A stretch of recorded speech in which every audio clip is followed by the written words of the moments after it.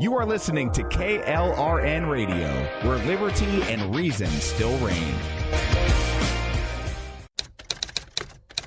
All writers are prone to becoming so attached to our characters and stories that we struggle to see why a passage may not be working. It takes another set of eyes to help us nurture our writing to full maturity. At Black Wolf Editorial Services, we strive to enable writers to develop and grow, shaping stories into masterpieces that can stand the test of time. Editing services are provided for all genres and all age categories. Services range from critiques of the short story through to line edits of the full-length novel and copy editing for those preparing for publication. We also offer assistance on generating a writer's bio for your websites, as well as help with those book blurbs and promotional material. We won't abandon you to the masses. We want to celebrate with you in your successes. Black Wolf Editorial Services, nurturing your writing into maturity. For a full list of services and prices, visit us at blackwolfeditorial.com.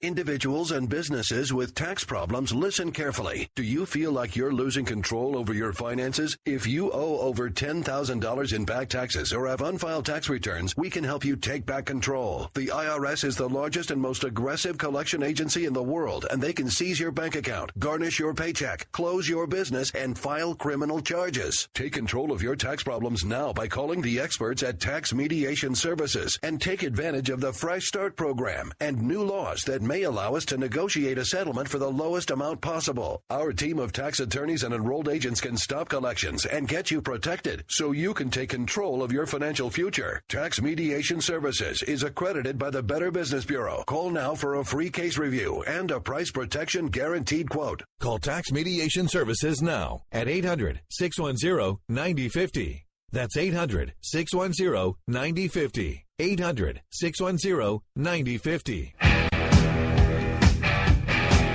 KLRN Radio has advertising rates available. We have rates to fit almost any budget. Contact us at advertising@klrnradio.com.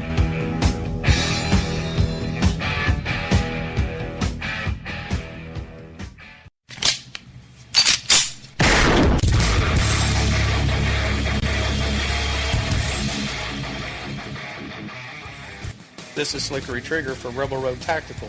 With proper care and feeding, your pistol will be ready when you need it, there to save your life. Shouldn't your gear be that good? Whether you need a holster for comfortable everyday carry or a tough-as-nails holster for your next training course, Rebel Road Tactical has what you need. Check us out on the web at rebelroadtactical.com. Tired of paying outrageous prices for Viagra? Well, we have great news for you. Now you can finally get Viagra at huge discounts. Healthy Man allows you to save up to $500 on Viagra. Why pay U.S. pharmacy prices of $15 per pill or more when you can get Viagra for less than $3 a pill? Call today and get 40 Viagra pills for only $99. This can cost as much as $600 at your local pharmacy. You can't afford not to call us. If you want Viagra at the lowest prices, never pay $15 a pill pharmacy prices again. Get Viagra for less than $3 a pill. Call 1-800-516-7602 today and save up to $500 and get 40 pills for just $99. Healthy Man is fast, easy, and affordable. Operators are waiting at 1-800-516-7602 to take your call right now. Call 1-800-516-7602. That's 1-800-516-7602. Again, 1-800-516-7602.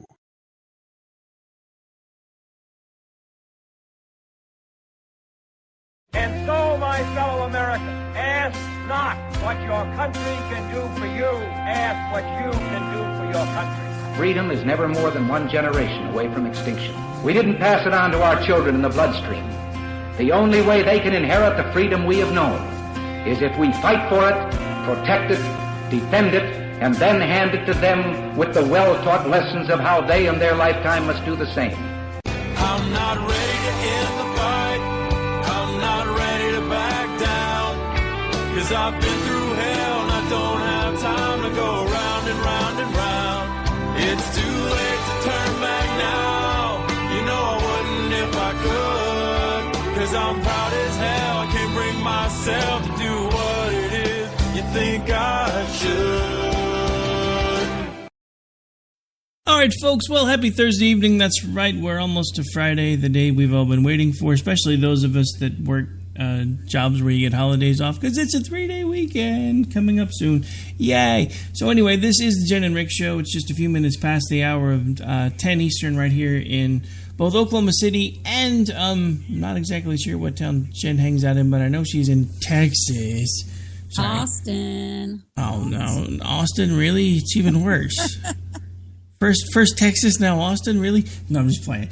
All right, so anyway, got a lot of stuff to talk about tonight, but I have an announcement. We're testing something new. I found something pretty awesome that I think will be a great feature to add here, both for the station and the shows that I'm part of. We can now take multiple callers at a time. The good news is, while you're holding and waiting for your turn, you can still hear the entire show. So you'll know exactly what's going on. You can actually, since it'll be open the entire time, if you can't listen to us any other way, you can actually call in to the number that I'm about to give out, put in this pin, and you can listen over your phone while the show's live. Not exactly what it's intended for, but it's a great side benefit if you're running out of minutes or you don't have access to a computer, or not minutes, but data, and don't have access to a computer. It's another little interesting feature. But we can now take callers and kind of screen callers a little bit, and at least let you know that we know you're there and that you want to talk to us. So be giving out that number here in just a little bit as a test run, see if anybody wants to take advantage of it or not, and then we'll go from there. All right, so at this point, I'm going to turn things over to Jen for a minute, let her talk, say hello, good evening, all that fun stuff. Hello. Not much going on in my neck of the woods, but I've got a busy weekend coming up, so I'm excited about the return of college football and everything that heading into September, starts to bring. Everything starts to feel just a little bit magical, I guess, is how I kind of would say as we head into the holidays, and there's just kind of like one thing after another to be excited about. At least for me, I get excited, and I'm like such a cheese ball about all holidays. So, yeah, I'm looking forward to the next few months, and hopefully we survive November. Yeah, don't remind me. I know, that's the only thing. So, if all else fails, I may just start like tweeting out family holiday recipes and like craft ideas. I'll just go super mommy blog style and completely pretend like the world's not crashing down around us at the hands of two corrupt liars. And that's honestly what drives me crazy. I have people that I used to talk with on a regular basis on Facebook and Twitter that now won't even talk to me because I won't vote for Trump. And then I have liberal friends who won't talk to me now because I won't vote for Hillary, because I acknowledge how crazy Trump is, so they don't understand why, if I understand that he's nuts, why I can't vote for Hillary. And they don't seem to understand that just because I don't like one doesn't mean I automatically like the other or want to support the other. And it becomes this vicious cycle. And I don't understand how we got here, because it just really has become this never-ending cycle of, this is the most pivotal, critical election in our lifetime. If you don't vote for the right person, we're all going to blow up and die. I mean, how many times have you and I heard that? Just a million times. And I think, every election is critical. Of course it is. I mean, that's kind of the point of them, right? Like, they matter. They all matter. They always do. The idea, this is where I get to thinking that, I do think, I don't think that he is even remotely prepared to take on this office, and the disastrous effects from him taking office, I fear, are just worse. But I'm in no way do I want Hillary in there either. It just so happens that she's the one he's running against. It wouldn't matter who he was running against. So it's just going to be, it's going to be a Clinton presidency. It's going to be at least 4 years of it. And Obama is a farther left president that we survived 8 years of, and I know that there are things that happened that we'd rather have not. There were changes made that we certainly don't even want to stomach, but we're still here and we're still fighting, and I think it's the whole, the world is going to end because of these candidates, I think is, overblown. I think it has more to do with the death of what we thought the conservative movement and the GOP was. That's more dire in this nomination of Trump, and if he were to become president, than the actual presidency and America falling, apart at the seams. I mean, and to me, it's a little different because, look, it's one thing when someone that you diametrically oppose does things that you don't agree with. It's another thing when someone who was supposed to represent your party is now the one doing the things that you're diametrically opposed to. And the simple fact of the matter is, if Trump becomes president, I honestly think that conservatism as a brand is doomed for at least a generation, because we already see millennials turning away from him in droves. All of the work that the Republican Party has put in over the last 10 years to try to make people understand that we are not the cranky old white racist has been thrown out the window, because under Trump, they all are pretty much the cranky old white racists. Right. All right. Well, and we've talked about this before, that he makes everything that they want to paint this at. It's like all the caricatures, all the stereotypes, they make it true or seem true. And just even recently with various journalists and, members of the media being very intellectually dishonest and trying to now tie, everybody to the alt-right as if that is like the anchor of conservatism and the Republican Party, has been one of the greatest disservices that this election has given us. Donald Trump, is pretty responsible for. These people have been blackballed from the party for quite a while. We've had multiple nominees, presidents, members of Congress that have called out this kind of, egregious nationalism, really racism. And now we've got a guy that is literally retweeting them and acting like he doesn't know who David Duke is, and whatever, who cares? And it's not who cares. I mean, these are the types of things that have to be said, and said loudly. I mean, you have to shut them down. You have to tell them they're not welcome.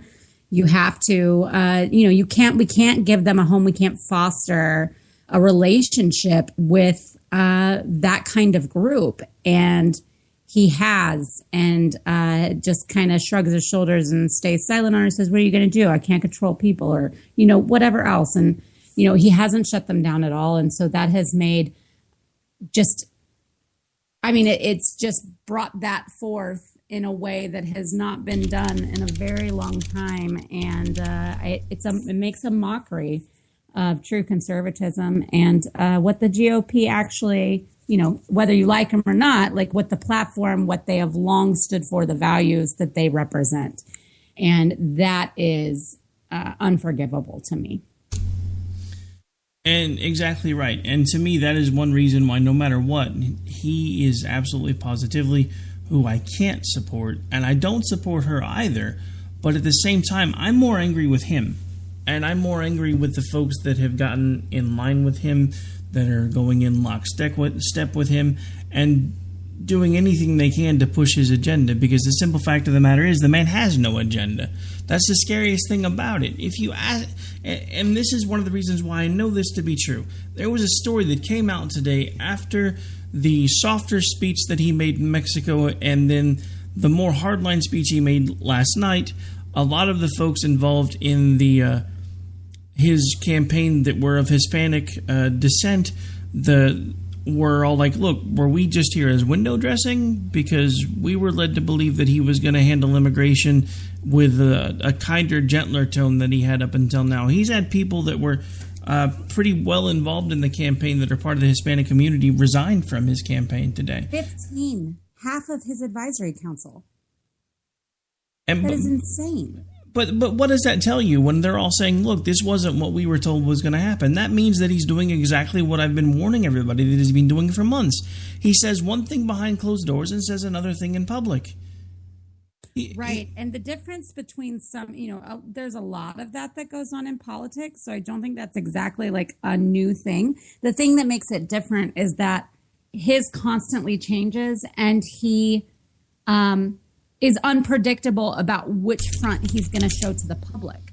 So he will behind closed doors be in favor of amnesty. Then he's in front of the cameras in favor of amnesty. Then he's behind closed doors, a hardliner building the wall and we're deporting everybody. But then all of a sudden he's back in front of the cameras being a hardliner. So you can't even trust that like what his behind closed doors stuff is going to stay there or going to stay the same. I mean, everything changes constantly based on who he's talking to and what, I guess kind of what he wants to, what good favor he wants to get in with whoever is his audience at the time. I don't know if you saw this today, but and it kind of didn't go over. I saw a few places report it, but it was kind of weird. Maybe because he tweets in Spanish, but the president of Mexico quote tweeted Trump's tweet today. Like Trump this morning at like 5 o'clock in the morning, like tweeted that Mexico will pay for that wall, And he said the same thing last night. Right. But he tweeted it this morning and the Mexican president quote tweeted it like directly and said, as I said to you in person, Trump, Mr. Trump. And he said, as I said to you in person, Mr. Trump, Mexico will never pay for a wall. And, and there's also different things about the whole paying for it thing. It's one thing to kind of, and he kind of leads his people to believe that he would actually like get a check from Mexico in order to do this. No, that's not how it worked. Even if he was going to do this, it would come from it would be cutting off money that goes to Mexico that would be quote unquote used to build the wall. It wouldn't really be an actual, like they pay for it. But if they are depending on billions of dollars in aid that we give them yearly and we're cutting back on that in order to, act like we're using that for the wall, that's how that would probably go down. It wouldn't happen because it get Mexico to write a check. But they were kind of trolling each other a little bit, and I thought it was interesting. And it didn't really blow up that much. And I thought, if this had been, someone writing in English, I think it would have. So I kept translating for people. I do speak Spanish, so I kept translating for people. And they're like, oh my gosh, this is so funny. I love that he just, that since Donald Trump is such a Twitter person, and not that I trust the Mexican president, by the way, I don't. But I thought it was hilarious that he took to Twitter to kind of troll Trump. So it gave me a few good laughs today. Yeah, I speak just enough Spanish to be dangerous. I actually understand more of it when I read it than I do right. Then I'm able to actually speak back. But I was reading some of those tweets today, and I was laughing. As a matter of fact, if it wasn't the wrong one, what I thought about doing, because I have like the 55 seconds worth of audio where Donald Trump last night was like, and Mexico will pay for the wall. Because he says it like 3 different times. So I thought about taking the little snippet that we have of the previous, I believe it was the previous Mexican president that originally said, I'm not going to pay for that bleeping wall. I thought about mixing those two things together, and I just haven't had time yet. I still think I may do that. Do it. And Mexico will pay for that wall. I'm not paying for that bleeping wall. And just every time he says it, have the other one say it and be like, this is basically what's going on on Twitter, or has been for the last few hours. But at least this is all in English. Right. Right. Also, kind of on the same thing, did you see, because everything's about, because he obviously had this trip to Mexico yesterday. So everything's about this. Did you hear about the taco truck controversy? No, there's a taco truck controversy. Oh, well, what's the matter with taco trucks? I like taco trucks. It's only because it has to do with Trump. Basically, the Latinos for Trump founder was on MSNBC, and he was basically saying that, like, you know, here's actually what he said. My culture is a very dominant culture, and if you don't do something, you'll have taco trucks on every corner. Ooh, sick burn. What? That seems like a great thing to me. And actually, I live in Austin, Texas, where there practically is a taco truck on every corner. And let me tell you, I think America would be a much happier place if everybody got that. But it's like, what? It's so strange. And it's kind of like this. It was such a weird way to say, like, my culture is dominant. And especially with all of those Latinos leaving, you know, Trump's campaign today, this was just another little misstep. And though he's not actually a part of Trump's campaign, you know, he's a big push for Latinos to vote for him. And I just thought it was really hilarious. So now everybody's been making taco jokes for the last several hours. What is it with Trump and the taco Tacos? humor? I mean, first it was taco really bowls. gets into it with the tacos. I mean, first it was the taco bowls, you know, and then there's the whole thing right after he got in trouble for calling Mexicans racist. He sits down in his office eating a taco bowl, talks about how much he loves the Mexican people. Turns out that the restaurant that he said he got the taco bowl from doesn't even make taco bowls. But hey, that's another story. I don't understand what it is with this guy. Yeah, I don't know. But I mean, I'm totally pro taco truck. So if that's like a controversial issue, then I've got big problems. I didn't realize this was like a weird thing. Also, kind of along those lines, I had a friend on Facebook, not a very bright friend, but a friend on Facebook a few months ago, that one of their arguments about making, you know, for amnesty and like making illegal immigrant or allowing illegal immigrants to stay and all this. I mean, she went through the kind of the impassioned thing about the kids and the better life and all of that. But one of her other points was, I'm not joking, was that where are you gonna get tacos if we don't have illegals? I mean, it was like, you know, y'all know all that delicious Mexican food you love? Well, that would all go bye-bye. And it was like, what? This doesn't even make sense. No, it wouldn't. You know how many legal Hispanics live all over the United States, number one, but especially she's tweeting from, she was posting from Texas. Like, no, it's never going away. It's just as much ingrained in our culture as it is. You know, it was so silly. So that's kind of, I think, what we're dealing with people is like this measurement, this taco measurement is an actual thing, because she did that months ago and now he's done it on this show tonight. It's like, oh, good grief. We have the taco measurement of whether. Well, to be fair, when you have really tiny hands, you have to measure with tacos. Oh, that's a good point. You know, I mean, because, you know, tacos seem a lot bigger when you're holding them in your little tiny hands. So to Trump, tacos are huge. I'm just saying. They're huge.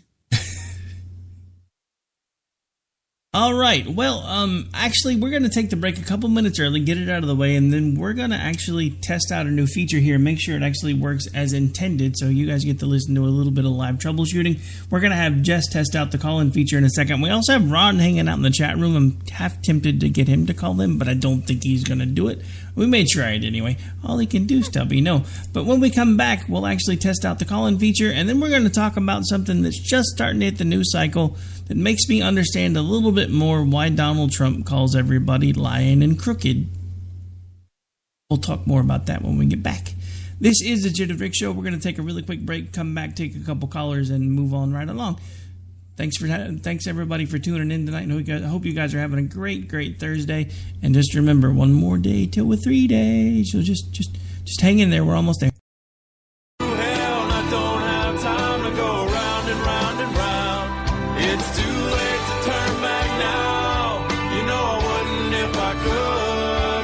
I'm proud as hell, I can't bring myself to do what it is you think I should. You You are listening to KLRN Radio, where liberty and reason still reign. All writers are prone to becoming so attached to our characters and stories that we struggle to see why a passage may not be working. It takes another set of eyes to help us nurture our writing to full maturity. At Black Wolf Editorial Services, we strive to enable writers to develop and grow, shaping stories into masterpieces that can stand the test of time. Editing services are provided for all genres and all age categories. Services range from critiques of the short story through to line edits of the full-length novel and copy editing for those preparing for publication. We also offer assistance on generating a writer's bio for your websites, as well as help with those book blurbs and promotional material. We won't abandon you to the masses. We want to celebrate with you in your successes. Black Wolf Editorial Services, nurturing your writing into maturity. For a full list of services and prices, visit us at blackwolfeditorial.com. Individuals and businesses with tax problems, listen carefully. Do you feel like you're losing control over your finances? If you owe over $10,000 in back taxes or have unfiled tax returns, we can help you take back control. The IRS is the largest and most aggressive collection agency in the world, and they can seize your bank account, garnish your paycheck, close your business, and file criminal charges. Take control of your tax problems now by calling the experts at Tax Mediation Services and take advantage of the Fresh Start program and new laws that may allow us to negotiate a settlement for the lowest amount possible. Our team of tax attorneys and enrolled agents can stop collections and get you protected so you can take control of your financial future. Tax Mediation Services is accredited by the Better Business Bureau. Call now for a free case review and a price protection guaranteed quote. Call Tax Mediation Services now at 800-610-9050. That's 800-610-9050. 800-610-9050. KLRN Radio has advertising rates available. We have rates to fit almost any budget. Contact us at advertising@klrnradio.com.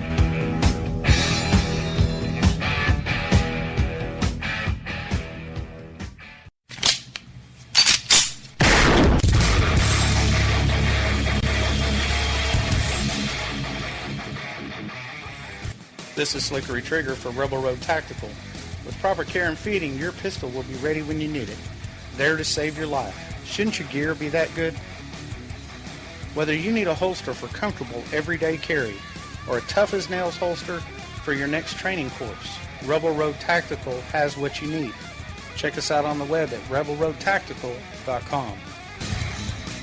Tired of paying outrageous prices for Viagra? Well, we have great news for you. Now you can finally get Viagra at huge discounts. Healthy Man allows you to save up to $500 on Viagra. Why pay U.S. pharmacy prices of $15 per pill or more when you can get Viagra for less than $3 a pill? Call today and get 40 Viagra pills for only $99. This can cost as much as $600 at your local pharmacy. You can't afford not to call us. If you want Viagra at the lowest prices, never pay $15 a pill pharmacy prices again. Get Viagra for less than $3 a pill. Call 1-800-516-7602 today and save up to $500 and get 40 pills for just $99. Healthy Man is fast, easy, and affordable. Operators are waiting at 1-800-516-7602 to take your call right now. Call 1-800-516-7602. That's 1-800-516-7602. Again, 1-800-516-7602.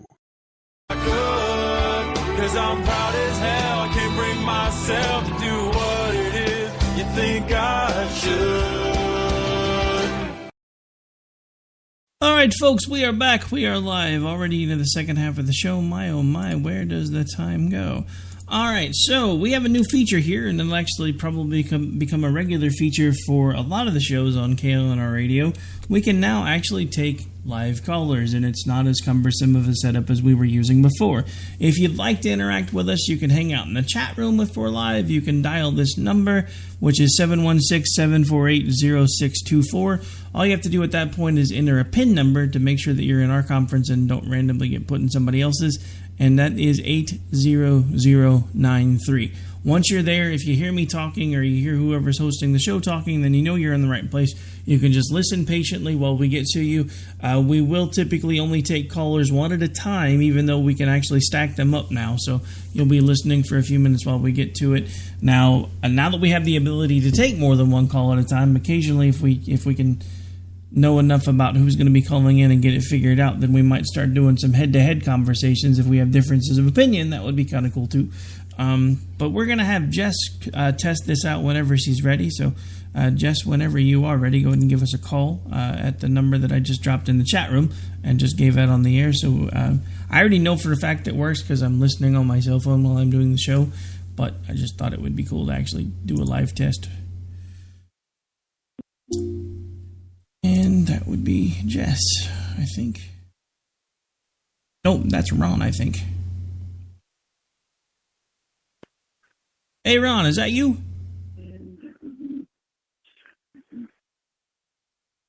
Oh, that's Ron, I think. Hello.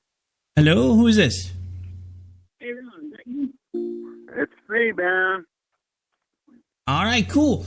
It said Kentucky, so I figured it was you. What are you up to, brother? Just hanging out, drunk and naked, like usual. Thank God this is not a video phone. I'm just saying. Well, my webcam's not on, Oh yeah, that could be interesting. So we won't go there. I think we have. Actually, we have a second caller on the line. I guess I accidentally unmuted everybody. Jess, is that you with us too? Yeah, that was me laughing in the background. What can I say? Kind of thought it was. All right. How you doing tonight, Jen? I'm doing pretty good. How are you? Oh, not bad. Personally, I love taco trucks as long as they're beef or chicken. I just can't have, or vegetarian. I just can't have the pork ones. But bring on the taco trucks. Tacos great again, right? Make tacos great again. We should do a whole show about make tacos great again. I'm sorry, what was that, Ron? You kind of cut out a little bit there, brother. Without the pork shoulder, I assume. For vegans. Well, I mean, some of us don't mind pork, so I'll take a little pork on my taco. Actually, the wife and I went out to dinner the other weekend for our anniversary, and I had some really awesome carnitas. So I am actually a fan of pork. I understand why Jess isn't, so that's not a big deal. I'm allergic. I may like it, but it doesn't like me. That's a valid reason. Oh. Okay, Rick. Well, I just want to test this out for you. It's the first time I've ever called into a radio show, and want to wish you good luck. And Ron, for the record, I don't think you have a bad voice at all. I don't either. It's pretty boring. Oh no, it's not. You should hear what I talked like before I actually started doing radio on a regular basis. You can ask Jess. We've known each other for a long time. I used to sound pretty flat too. With a little practice, anybody can do a radio voice, and you're already halfway there because you got the bass, brother. So you should really start thinking about it. I've got an FM voice. Hey, welcome to our show. Today we're going to focus on Pink Floyd, and so get your joints together and blow up some balloons, and we're going to have a good time. Hey, you're halfway there, Ron. You are halfway there. I'm telling you, man, you would be better at this than you think. Good luck to you. Love you guys, and I'll call back sometime. All right, take care, brother. You too, bye, man. Ron. Bye.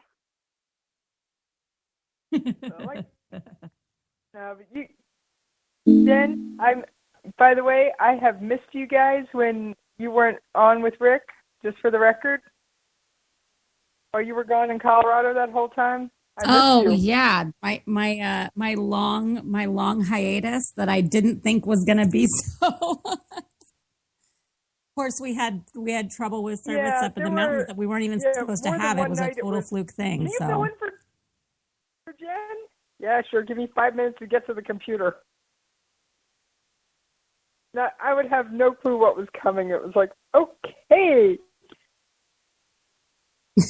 Well, that's kind of how I roll. Most people that sit down with me have no idea what we're going to talk about till about 5 minutes before. Yeah, you should see our DMs. Our DMs, like, there's nothing until about 8:50 usually, and then we're like da da da da da da da. Funny thing about it is, it always comes. I was 30 minutes late for my own show because I was making arrangements for friends and family that are in the path of the hurricane in Florida. And then this other thing called a brisket, aka dinner, got in the way. So yeah, I was 30 minutes late for my own show, mostly because of the dealing with everybody coming out of Florida, trying to make sure they have places to stay and stuff like that. All right, well, I will get off the line and let you two get back to the politics. Jen, I do have a question for you, a politically oriented one before I go. Okay. Do you think that Trump has changed his immigration stance, like completely done a 180, or he's just softening on it? And by the way, I love the Ann Coulter meltdown routine thing, watching her break apart. Oh, she's a trip.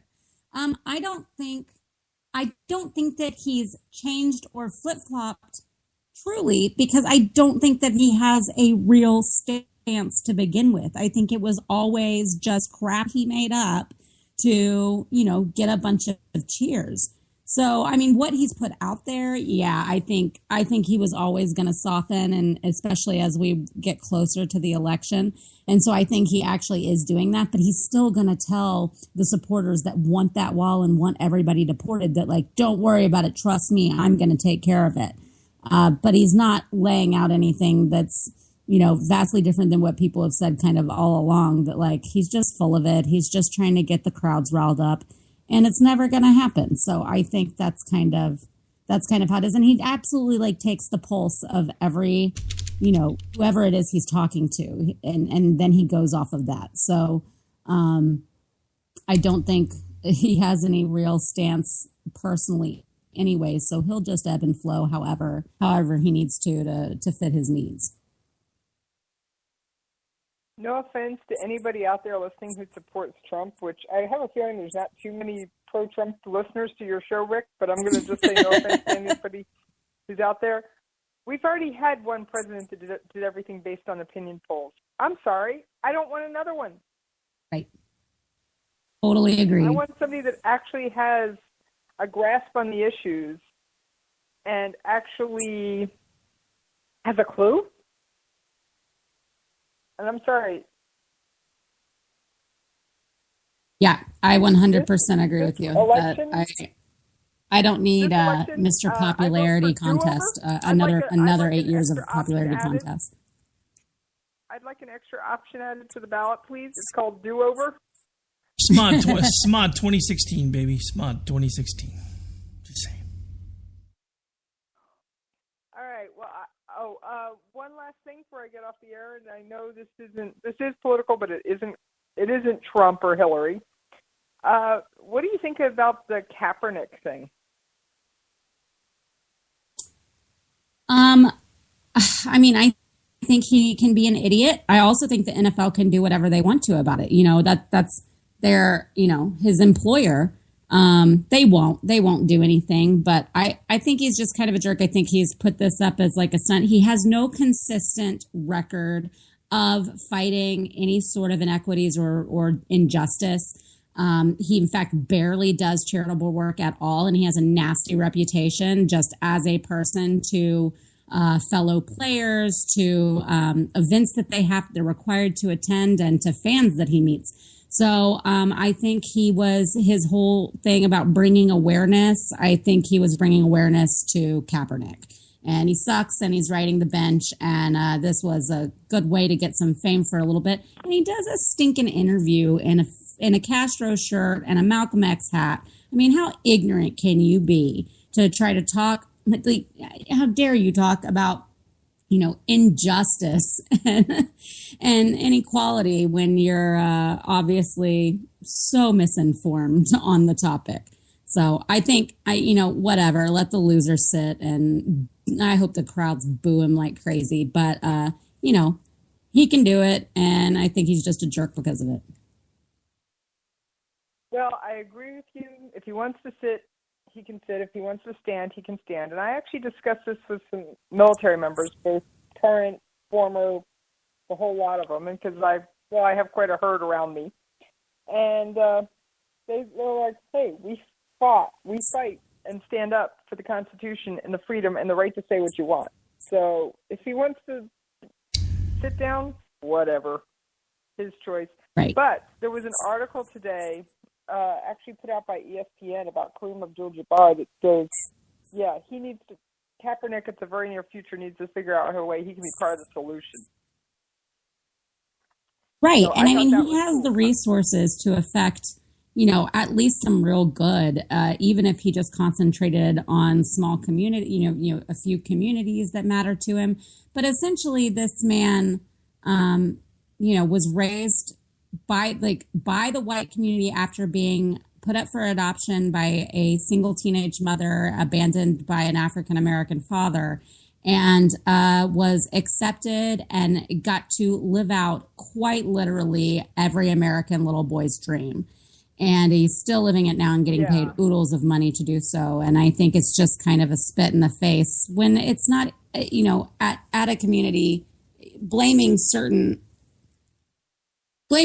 police and blaming blaming white people, the people that helped him get where he is, I think is just ridiculous. But also, he could do some real good. And he certainly has the money to do it. He certainly has the connections to do it. I think choosing to sit during the national anthem is not in any way going to help anybody, and he's not doing anything. It's not profound. It's not profound, and it's not even meaningful, and it affects nothing. Exactly. All right. Well, on that note, I am getting off here, and I got to go check on a brisket. So, because I've got soldiers to go feed that are going to be hungry and grimy and gritty and all kinds of things from some nighttime live fire exercise. Woo! So. Okay, well, you go have fun with that. Oh, yeah. Yeah, I'll put it this way. I've got a 6-pound slab of meat in the oven. I am feeding 4 soldiers. Do you know how much of that meat I expect to be left at the end of this? None. 0. So, all right. You guys take care and have fun. Bye. Bye, Jess. Okay, so I would say that was a successful test of our call-taking abilities. Woohoo! So it is something that we can start incorporating a little more, hopefully, as the shows continue to grow. We've got, about 10 minutes left. We still have the main story that we hadn't touched on yet, which is finally starting to make the rounds a little bit. I noticed it a lot earlier today and was waiting to see if it was ever going to catch, and then it just kind of never really did, and then all of a sudden it was kind of blowing up everywhere. There's a story going around in, I believe it was it the Washington Post, I believe? Yes, it was the Post. Yes, that basically said that in, I believe it was 2013, Donald Trump made a donation to to a group supporting the Florida Attorney General Pam Bondi at the time, made a $25,000 donation. Coincidentally, this was around the same time that she was looking at opening an investigation against Trump University. And lo and behold, $25,000 later, she decided not to do that. The IRS has penalized the foundation for violating rules when it comes to gifts to for aiding folks with political contributions. Now, if that's the only thing he gets in trouble for, I would be really surprised by that, but it does seem like there might be a little bit more of that to me, since the gift coincided so handily with the fact that she was considering whether or not she was going to open an investigation against his university that has now basically been proven as a Ponzi scheme. So it's interesting. You know what is even more, I think is even a little bit more disgusting about this story is how they tried to hide it. Because technically the Trump Foundation isn't allowed to make political donations.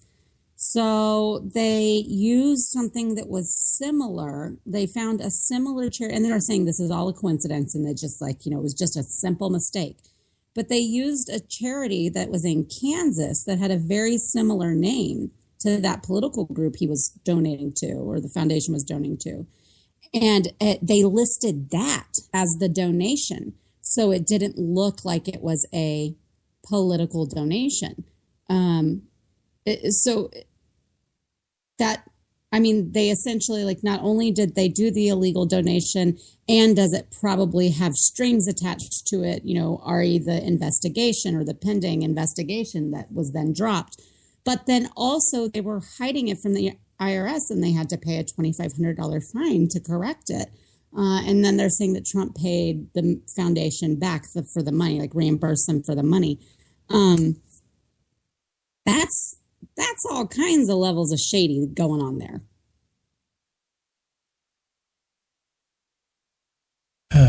So Jess, who was just on the line with us, shot me another article in regards to Trump, and it's kind of disturbing.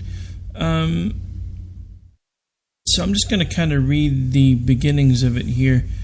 This was from Olivia Nuzzi on 8/26/16. Appearing on The Apprentice with Donald Trump required agreeing to a series of odd and invasive demands regarding sex, nudity, and food consumption, according to a copy of an NBC contract reviewed by the Daily Beast.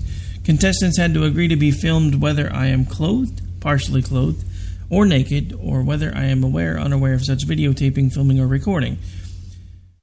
2016 is the first election in American history in which lowbrow entertainment and politics have merged to such a degree that they are nearly indistinguishable.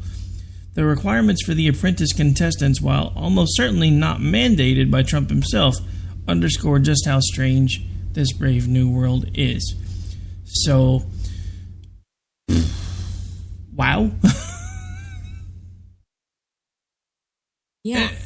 I mean, it's not like we didn't know this stuff was coming, and it's one of the reasons why we've warned against him from day one, because we knew that the media already knew where all of his skeletons were, and we knew that once he was the guy that was standing between them and putting Hillary in the White House, they were going to bring out every single skeleton they could find, and I don't think he can stand up to the type of things that they know about this man.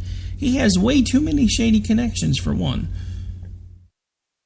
Well, and he's willing to use them, is the thing. I mean, he doesn't, but I think he is so arrogant that he really, much like the Clintons are, thinks that he's untouchable and that he can just explain it all away, and who cares anyways? What does that have to do with anything? The way it's just business. It's just, I had to do some backroom deals. I had to, I can just hear it now, how he's going to spin it. But I think you're absolutely right about the media. We have said this. How many people have been saying this for months and months and months? They are sitting on a ton of info, and they're going to start bringing it out bit by bit. And if the media doesn't have the info, you can guarantee the Clintons do. There is nothing they can't reach. And that's the thing, though. They do, because... And again, I'm putting my tinfoil hat thing back on for a moment, because I understand that when it comes right down to it, I don't think that anybody that is involved with this stuff behind the scenes had any idea that Donald Trump was going to be the last guy standing. I don't think that was his original role. But once it started evolving and once it started shaping up, as well as I do at this point, that the Clintons have pretty much every single thing he has ever done wrong, and they're just going to wait and keep dropping them and dropping them and dropping them. And it's not like the media won't do it at this point, because he's made enemies out of the majority of the folks in the media. He's been removing groups from his rallies. He's been threatening to loosen libel laws when elected president to make sure that it's easier for folks to go after people for both libel and slander when they're addressing political figures, which is a direct violation of the First Amendment. But nobody's talking about that stuff because they're too busy talking about the wall. They're too busy talking about the fact that Donald Trump loves the military and Donald Trump's going to support the military. That's great. But how is he going to support them? What are his plan? What is he planning on using them for? Why did he stand on this great big stage back in, I believe it was March? I think that's when CPAC was March, and tell everybody that the soldiers of America would start targeting families of enemy combatants that are terrorists, and that it wouldn't be considered war crimes, and they would do it because he told them to do it because he's Donald Trump. And nobody batted an eyelash. That's the part that freaks me out the most. We had someone stand on a stage, tell the world exactly what they were going to do. Well, he didn't mean it the way it sounded. When someone is telling you who they are, then please, for the love of God, listen, because he meant every word that he said. And he proves it over and over again. Ugh. Yeah, I think the kind of like irrational outbursts are Trump. I think some of the other stuff is just, and I do think he's kind of trolling a little bit. I think he says some things to reporters sometimes in order to kind of get that headline and to watch their reaction. And then he kind of laughs and he shrugs his shoulders and he goes, what? It's true. Or that's what I think. Or, whatever else. But it is frightening that those thoughts would even cross his mind, one. 2, that he would put them out there, and 3, that people would cheer for them. I mean, yes, great. And how many people are defending like a sort of populist authoritarian type, government, that maybe that's what we need to get our, butts whipped into shape and make America great again. I mean, the sacrifices they're willing to make to put trust in someone that wants to rule that way is just, like you said, it's just terrifying. Well, I mean, at this point, we're looking at the two main parties have put up candidates that ascribe to varying degrees of authoritarianism. And the last I checked, that's not something that the Republican Party was espoused to. It. I mean, in some extremes, yes. I mean, if you look, there are a lot of people that have been involved in the Republican Party that do fall into the authoritarian category. But to bring it all the way back around to this populism/authoritarianism is completely insane. I mean, you're talking about, and we've already seen this happen, Barack Obama governs by populism. It's why as soon as anybody gets mad about something the cops do, he's the first one to jump up on the stage and go, yeah, they're idiots, but we're going to fix it. We're going to send the FBI out. We're going to figure out what's going on. We're going to get to the bottom of these racist cops, and we're going to figure out what's broken because they acted very stupidly. And you and Jess touched on this earlier. We've already had a president that rules by populism. It doesn't work. Nothing's better than it was 8 years ago. The only thing that's better than it was 8 years ago is gas prices, and that's only because he was dumb enough to give Iran money and let them go back into the world market as far as oil is concerned. So now we have more oil than we know what to do with because we've been overproducing for quite some time because we have to ship it off to get it refined because we can't have refineries in our own country. So all we can do is get it to the point where it's out of the ground. Then we keep shipping it off to have it shipped back. So now the world has too much oil because it's all finally monitored, checked, and there's a balance to make sure the prices don't go too low, make sure the prices don't go too high, although they've had an odd definition of not going too high for the last few years up until recently.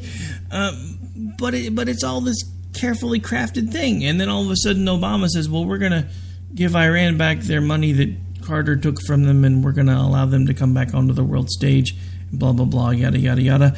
And the scariest thing about all of that is even people that I know that were once opposed to the Iran deal have come around and have been like, oh, it's not so bad after all. Have you looked at the things that they've been able to do because of that deal? Because I have. It's really scary. And we have absolutely no oversight because we have to give them like 3 weeks notice before we go in there. Imagine what they can do in 3 weeks. Yeah. There's just so much scary stuff like that. And, you know, I hate to use the word scary because I think that gets thrown around just a little too much. But this in this kind of situation, it is. And you're right. I mean, Obama has been ruling on the whim of the people in a way, not the people as a whole in America, but as, on his leftist buddies and far left wing of his party, I guess. But so he's wanted them to all like him and think of him as like the guy who finally did something that these other, quite frankly, the Clintons wouldn't do when they were in office because they're much more conservative actually than the Obamas are. And I hate to see what that would be like for a Trump administration, how he would cater to the way he's already kind of catered to the kind of nationalist leaning part of a movement.